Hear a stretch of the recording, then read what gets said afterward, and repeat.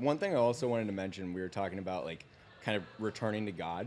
So I had this weird thing happen to me, like in college around the same time that I was about to drop out. I was moving into one of my friend's rooms.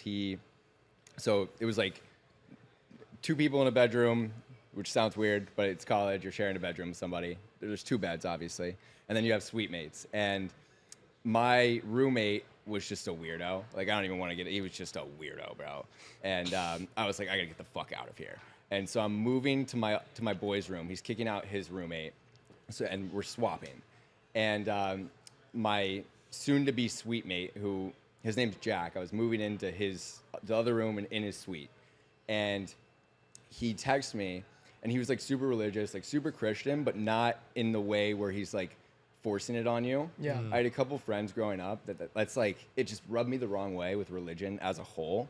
But he texted me and he's like, yo, I was praying. I don't know like what your relationship with God is or like what your beliefs are, but I was praying and I just felt like I had to tell you this. Like, your name came up with the word relief. And I didn't know him that much at the time, so like didn't make sense to me. And again, like I wasn't religious much at all. I was just like, all right, like whatever, that's fucking weird, but okay, thanks. And then it all made sense like months later. So the word relief, I was like pretending to be somebody that I wasn't, like going down this path that I don't think was right for me, just like trying to live the college life and have fun. And then like everything happened, broke up with the girl, COVID, started the business again, and then like maybe six months to a year later, I was like, holy shit, bro. Like, that makes way too much sense that he texted me that when he did, right before I got the relief that I needed. It blew my mind. Like, I get chills just talking about it, bro. Crazy. Like, and that, like, reignited my belief in God and, like, returning to that whole realm.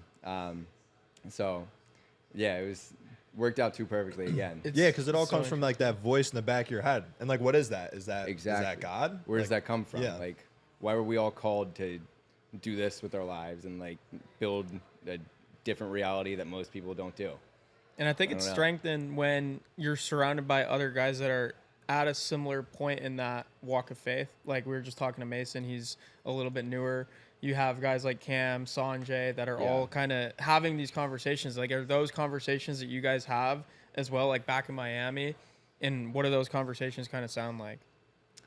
Good question. So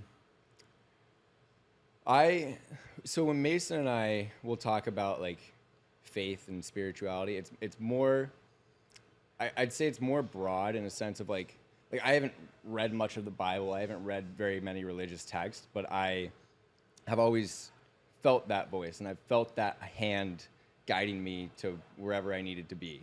And Mason is kind of the same way, where he's just like, everything worked out too perfectly for there not to be like, why am I here? Yeah, like dude, like a week ago, I woke up and I was just happy. I was like, why the fuck do I get to live this life, bro? Like, this is awesome. It was, I don't know what day it was, but it felt like every day feels like Saturday. I just get to wake up, do whatever I want, like hang out with my boys, make some money together, and go to bed. Like, it all just aligned too perfectly.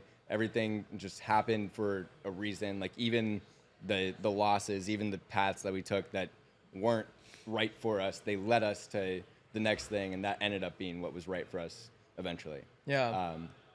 So yeah, bro, it blows my mind. I don't want to say like you should read the Bible, but I feel like you would find it super interesting. When I tell people like about what reading the Bible means to me, it's like it's just a story, and it's like the greatest story ever told. And so like you'll just open it up and start reading it, and especially you as like a creative and a copywriter, I would be super interested to see like the impact of you making that like a consistent thing that you do is just reading more of the Bible and kind of applying that to your work now. Like, I feel like you'd unlock some crazy new levels of creativity. Yeah. Because it is like the original story. Like every single story, every movie, every TV show, every story that we tell, every story framework, like the hero's journey, everything, that's the original source. Right.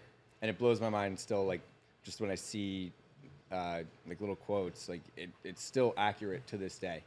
And I have a Bible that Harry actually bought me. It's been sitting on my desk for a while, but it's intimidating. It is, because it's so big, bro. Like, but we have the rest of our lives to read it. Yeah. Which is the mindset that I take, at least. Is like, I'm not trying to finish it this year. Like, I just want to read it over the course of my entire life. Yeah. So, It's All super right, interesting. I'll dive in, bro. Yeah, let I me mean, know. you could argue John Paul, greatest copywriters of all time. Who? Like the people who wrote the Bible. yeah. Facts. I In mean, terms of dollars need to study generated, that, yeah. people influenced, Totally. can make a good Absolutely. case. Yeah, That's absolutely. nuts. My dad actually read the whole Bible, Yeah, it's the impressive. entire thing. It's fucking crazy. I mean, I just feel like you tap into such like a different level. Yeah. Even as soon as you get into it, like the first couple of chapters that you might read, at least for me, like it just started to, I started to see things much differently. And I feel like it's also a great self-reflection process. You learn more about yourself and kind of why you're here in the first place. Totally. Yeah, there's a quote by Jordan Peterson. I read his book, 12 Rules for Life. He said, your actions will show your true beliefs more than what you claim to believe. And so like when I went through that phase where I like would claim to not believe in God, if you actually don't believe in God, like you're going to live a pretty unruly life. Yeah. Like, you're not going to be a good because where else do your morals come from? Yeah. So that's the basis of the movie Pulp Fiction. Yeah. It's like if you have no morals, then there's no reason to even do good or bad. Like it's just like nothing actually matters. Totally. And so I remember reading that like when I was still iffy about the idea of religion as a whole, and I was like, that's interesting. Like even the people that I know in my life that claim to be atheists, like they act in a pretty godly manner. Like does that say more about their beliefs than what they claim to believe? Yeah. So that kind of helped me return to religion Well, just like as well. stonewalling the argument and playing like devil's advocate, you could say that if you need God in order to act righteously and be good, then you're not actually a good person.